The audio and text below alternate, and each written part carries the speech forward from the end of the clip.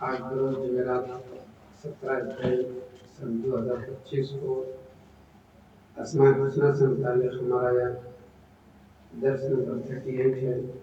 درس نمبر 38۔ آج کے اس مجلس میں اللہ تعالیٰ کی توفیق سے اللہ تعالیٰ کے دو نام الاول والآخر سے متعلق کچھ باتیں آپ کے سامنے رکھی جائیں گی۔ یہ دونوں نام مزید دو اور نام ہیں، جو چار نام قرآن کریم میں سورہ حدید کے اندر ایک ساتھ ذکر کیے گئے ہیں۔ اللہ تعالیٰ نے فرمایا کہ هو الاول والآخر والظاہر والباطن وهو بكل شيء علیم، کہ وہی اول ہے، وہی آخر ہے، وہی ظاہر ہے، وہی باطن ہے، اور وہ ہر چیز کو بخوبی جاننے والا ہے۔ تو اول، آخر، ظاہر اور باطن، یہ چار نام ایک ہی مرتبہ سورہ حدید کے اندر پورے قرآن میں ایک ہی مرتبہ ذکر ہے، اور یہ چاروں نام بہت ہی عظیم ترین نام ہیں۔ ان میں سے آج ہم صرف دو ناموں کی وضاحت کریں گے۔ پہلا نام ہے الاول۔ الاول کے معنی سب سے پہلے۔ امام طبری رحمہ اللہ اپنے تفسیر میں فرماتے ہیں کہ الاول قبل كل شيء بغیر حد، وہ ذات جو بغیر کسی حد کے ہر چیز سے پہلے ہے، اس کے آغاز کی کوئی حد نہیں ہے۔ امام خطابی رحمہ اللہ فرماتے ہیں الاول هو السابق للاشیاء كلها الكائن الذي لم يزل قبل وجود الخلق فاستحق الأولية إذ كان موجودا ولا شيء قبله ولا بعده، یعنی وہ تمام مخلوقات سے پہلے ہے، اس لیے اس کا نام الاول ہے۔ ہر چیز کے وجود سے پہلے ہی اس کا وجود تھا۔ جب وہ موجود تھا تو اس سے پہلے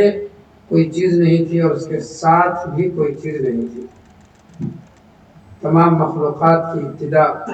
اسی نے فرمائی۔ اسی لیے اللہ کے رسول صلی اللہ علیہ وسلم نے ایک حدیث کے اندر فرمایا کان اللہ ولم یکن شیء قبلہ وکان عرشه علی الماء ثم خلق السماوات والارض وكتب في الذکر كل شیء، رواه البخاری۔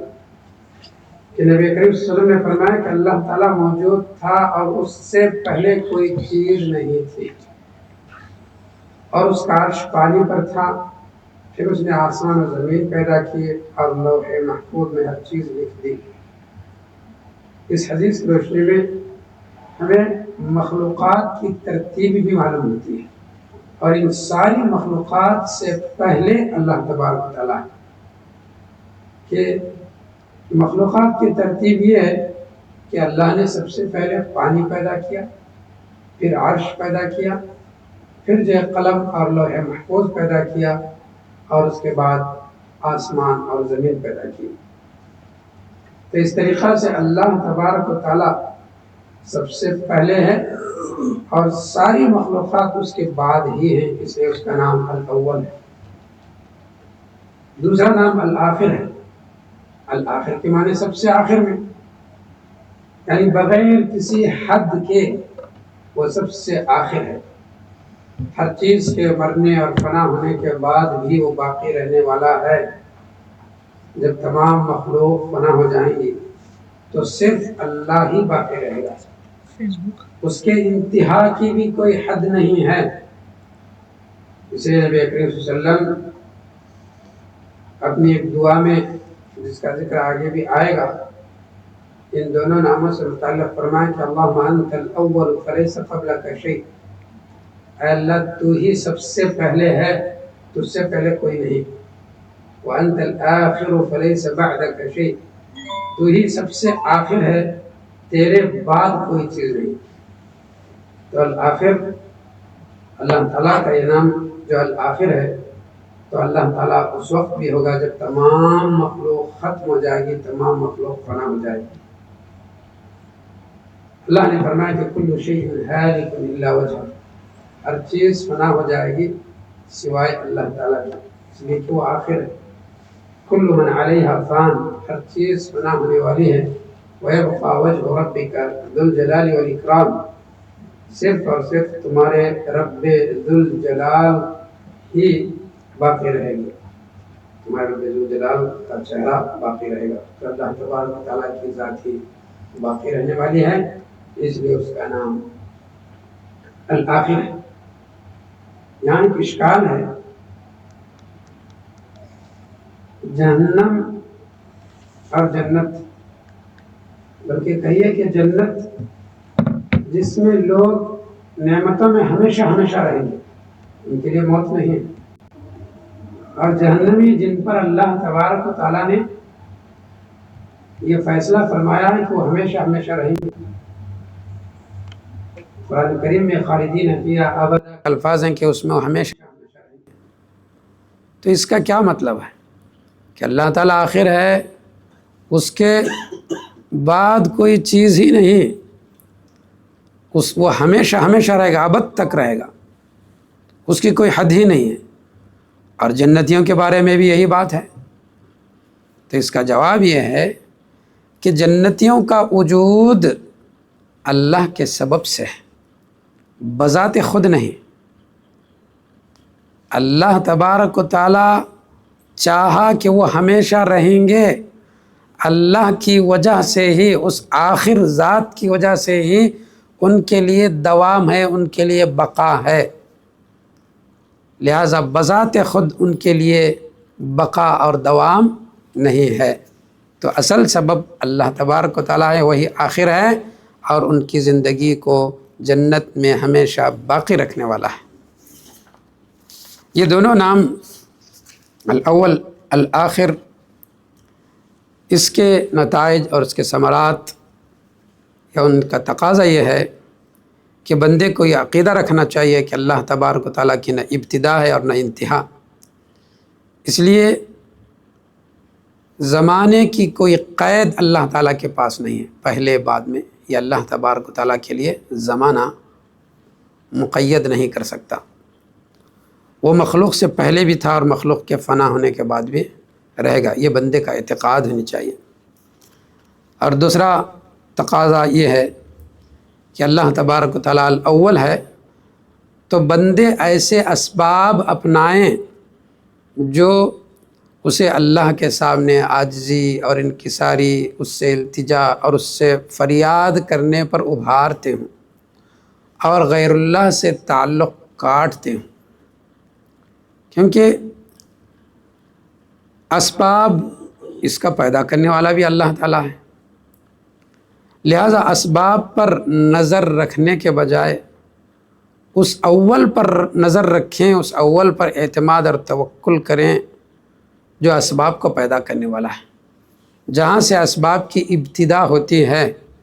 تو اللہ تبارک و تعالیٰ ہی کی جانب سے ساری چیزوں کی ابتدا ہوتی ہے۔ اسی لیے اللہ تبارک و تعالیٰ قرآن مجید میں جو بات فرمائی، خالق کل شیء فاعبدوہ، ہر چیز کا پیدا کرنے والا وہ ہے، تو اسباب کو پیدا کرنے والا، ہر چیز کے سبب کو پیدا کرنے والا بھی وہ ہے،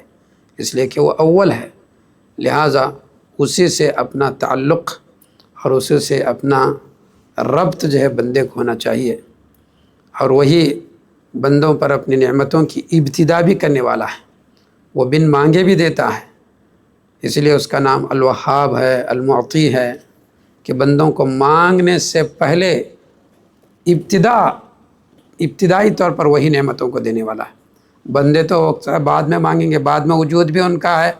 اور وجود ہونے کے بعد بھی وہ جو مانگتے ہیں ان کے مانگنے سے پہلے ہی وہ عطا کرتا ہے، اس لیے اس کا نام الاول ہے۔ تو بندوں کو اسباب پر نظر رکھنی چاہیے،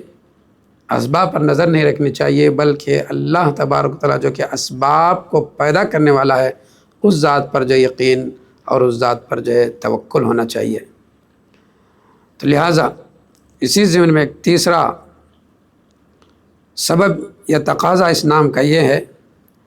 کہ سارے اسباب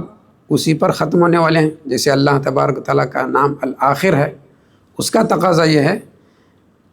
کہ سارے اسباب اسی پر ختم ہوتے ہیں، اور اس کے بعد ان اسباب کے بعد بھی اللہ تبارک و تعالیٰ ہے، لہٰذا توکل اور بھروسہ تو اس کی ذات پر ہونا چاہیے، اسباب پر نہیں۔ امام سعدی رحمہ اللہ نے اس نام کا ذکر کرتے ہوئے ایک بات بیان کی ہے، جس سے بات پتہ چلتی، اس سے بات معلوم ہوتا ہے کہ نعمتوں کا اعتراف بھی اس نام کا تقاضا ہے۔ مثلا الاول، اس نام کے معنی اور مفہوم کو جب ہم سمجھتے ہیں تو پتہ چلتا ہے کہ جتنی کچھ نعمتیں ہمیں ملی ہیں اس کا منبع اور مرجع اللہ تعالیٰ ہے، لہٰذا اللہ کے سوا ہر چیز پہلے نہیں تھی، بعد میں وجود میں آئی، لہٰذا بندے پر واجب اور فرض ہے کہ تمام دینی اور دنیوی نعمتوں کے بارے میں غور و فکر کرے اور اپنے رب کے فضل اور اس کے انعام کا اعتراف کرے، کیونکہ نعمتیں اسی اول کی طرف سے جو آنے والی ہیں۔ یہ اول کی طرف سے جب نعمتیں آنے والی ہیں تو اس سے تعلق جوڑنے کا مطلب یہی ہے کہ درمیان میں جو چیزیں انسان کے اللہ تبارک و تعالیٰ کے تعلق کو بگاڑنے والی ہیں، ان تعلق سے اپنا جو ہے اس تعلق سے کنارہ کش ہونا چاہیے۔ تو یہ اہم جو ہے نقطہ ہے، یہ اہم بات ہے اس چیز سے معلوم کرنے کا، اس لیے کہ سبب اور سبب کا جو نتیجہ ہے وہ سب کے سب اللہ تبارک و تعالیٰ کی جانب سے ہے، جو کہ الاول ہے۔ اس نام کا ایک تقاضا یہ بھی ہے کہ بندے کو ان دونوں ناموں کے معنی اور مفہوم پر غور کرنے کے بعد اس نتیجے پر پہنچنا ضروری ہے کہ وہ خالص اللہ تبارک و تعالیٰ کی عبادت کرے، اس لیے کہ جب انسان اول و آخر اسی اللہ کا محتاج ہے، ہر چیز میں اسی کا محتاج ہے، چاہے اسباب کو اپنانے میں ہو یا اسباب کو معلوم کرنے میں ہو، بلکہ اسباب کے ختم ہونے کے بعد اس کا کوئی سہارا ہے تو وہی ہے۔ تو اول و آخر اللہ تبارک و تعالیٰ کا ہی محتاج ہے انسان، لہٰذا اس پر واجب ہے کہ ایسے ہی اول و آخر ذات کی خالص عبادت کرے۔ اور اللہ تبارک و تعالیٰ نے اسی مفہوم کا ذکر کرتے ہوئے آیتوں میں فرمایا، خالق کل شیء فاعبدوہ، ہر چیز کا پیدا کرنے والا اللہ تعالیٰ ہے، اسی کی عبادت کرو۔ تو جتنی بھی پہلی چیزیں ہیں وہ سب مخلوق ہیں، اس سے پہلے اللہ تعالیٰ ہے، لہٰذا ہم کو جو اس چیز کا اعتراف کرتے ہوئے اس کی عبادت جو بجا لانا چاہیے۔ اسی لیے آخر کے بارے میں بھی فرمایا، وَلِلَّهِ غَيْبُ السَّمَاوَاتِ وَالْأَرْضِ وَإِلَيْهِ يُرْجَعُ الْأَمْرُ كُلُّهُ فَاعْبُدُوهُ، کہ آسمان و زمین کا غیب اللہ ہی کے لیے خاص ہے، لہٰذا ہر چیز اسی کی طرف لوٹتی ہے، ہر چیز اسی کے پاس جا کر کے رک جاتی ہے، لہٰذا عبادت کا مستحق وہی ہے، اسی کی عبادت کرو۔ تو سارے اسباب اور ہر چیز کی انتہا جب اسی پر ہے تو ان چیزوں پر اعتماد نہ کیا جائے، بلکہ جو اس ذات پر اعتماد کیا جائے، اس اسباب پر اس ذات پر اعتماد کیا جائے جو ان اسباب کا پیدا کرنے والا ہے اور جو ہر چیز کا آخر ہے۔ اس نام کا ایک تقاضا یہ بھی ہے کہ بندے اللہ تبارک و تعالیٰ کے ساتھ حسن ظن رکھیں، اپنی محتاجی کا، اپنی عاجزی کا، اپنی انکساری کا اعتراف کریں اور اللہ تبارک و تعالیٰ کے غنی ہونے کا، بے نیاز ہونے کا اقرار کریں۔ وہ اس طرح سے کہ جب بندے کسی عمل کے بغیر ہی اللہ تبارک و تعالیٰ اس کو اپنا فضل عطا کرتا ہے، گویا پہلے ہی سے عطا کرتا ہے بندے کو، اللہ تبارک و تعالیٰ اس کے عمل کے بغیر اپنا فضل عطا فرماتا ہے، اس پر رحمت نازل کرتا ہے۔ تو لہٰذا بندے کو چاہیے کہ کوئی بھی ایسی چیز جو اس کے لیے اللہ کے بارے میں سوء ظن، بدگمانی پیدا کرنے والی ہے، اس چیز سے اپنے آپ کو بچا کر کے حسن ظن پر جو ہے قائم رہے، اور حقیقی معنوں میں اللہ تبارک و تعالیٰ کا اپنے آپ کو محتاج سمجھے، اس لیے کہ بغیر کسی عمل کی اللہ تبارک و تعالیٰ بندے کو عطا کرنے والا ہے، اور اللہ تبارک و تعالیٰ کا حقیقی معنوں میں اپنے آپ کو محتاج سمجھے اور اللہ تبارک و تعالیٰ کو اللہ تبارک و تعالیٰ کو حقیقی غنی اور بے نیاز جو ہے سمجھے۔ تو یہ مفہوم اس نام سے جو ہمیں ملتا ہے، اس نام کا تقاضا یہ ہے کہ بندہ اللہ تعالیٰ کے ساتھ حسن ظن رکھے، اپنی محتاجی کا اعتراف کرے اور اپنے رب کو بے نیاز سمجھے۔ اس نام کا ایک تقاضا یہ بھی ہے کہ بندے کا مقصود اور مطلوب وہی اللہ ہونا چاہیے جو کہ اول و آخر ہے۔ جب وہی آخر ہے، وہی اول ہے، تو بندے کا مطلوب اور مقصود ہر چیز میں، چاہے عبادات میں ہو، چاہے دنیاوی امور میں ہو یا دینی امور میں ہو، اس کا مقصود اور مطلوب وہی اللہ ہونا چاہیے جو کہ جس کا نام الاول و آخر ہے۔ ایک حدیث میں نبی کریم صلی اللہ علیہ وسلم نے فرمایا، من جعل الہموم ہما واحدا ہم آخرتی کفاہ اللہ ہم دنیا۔ جو شخص اپنی تمام سوچ اور فکر کو ایک فکر یعنی آخرت کی فکر بنا لیا، یعنی اپنے تمام مقاصد میں سب سے اہم مقصد اور عظیم مقصد آخرت کو جب بنا لیا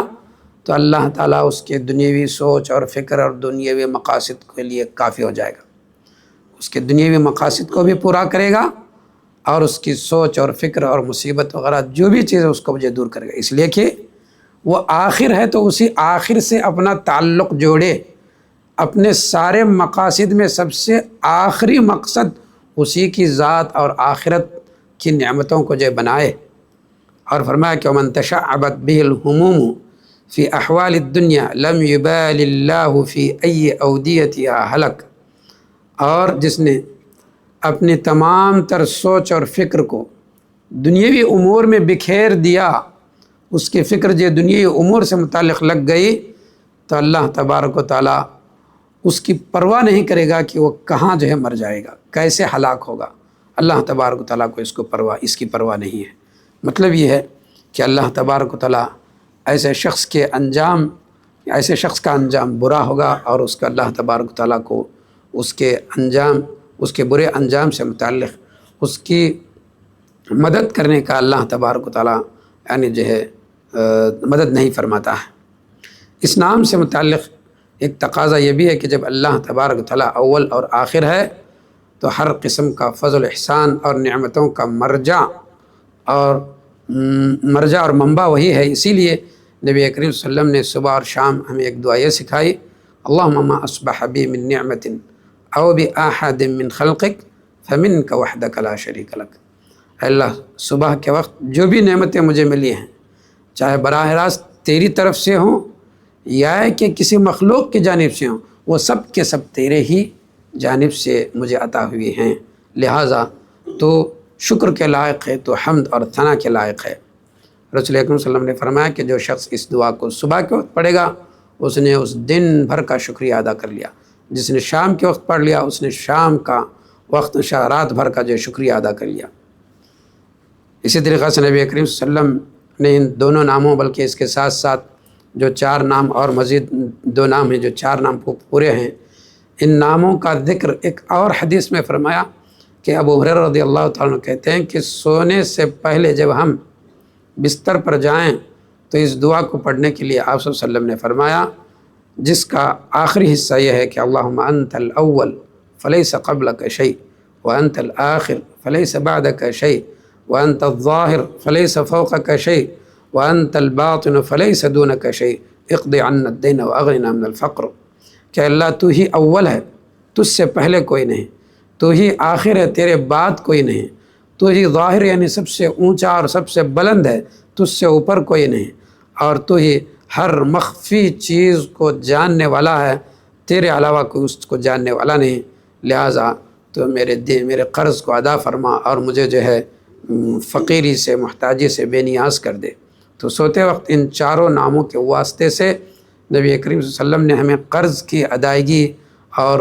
اللہ تبارک و تعالیٰ کی قرض کی ادائیگی کی دعا سکھائی اور اللہ تبارک و تعالیٰ سے فقر اور محتاجی سے بے نیازی کی جو دعا سکھائی۔ آخری بات یہ ہے کہ وسوسوں سے متعلق ان چاروں ناموں کو پڑھنے سے وسوسے بھی ختم ہوتے ہیں۔ ابو جمیل سماک بن ولید جو کہ ایک تابعی ہیں، عبداللہ بن عباس رضی اللہ تعالیٰ عنہ سے وسوسوں کے علاج کے بارے میں پوچھا تو انہوں نے فرمایا کہ اذا وجدت فی نفسک شیئا فقل هو الاول والآخر والظاہر والباطن وهو بكل شیء علیم۔ جب تمہارے دل میں کسی قسم کا وسوسہ آئے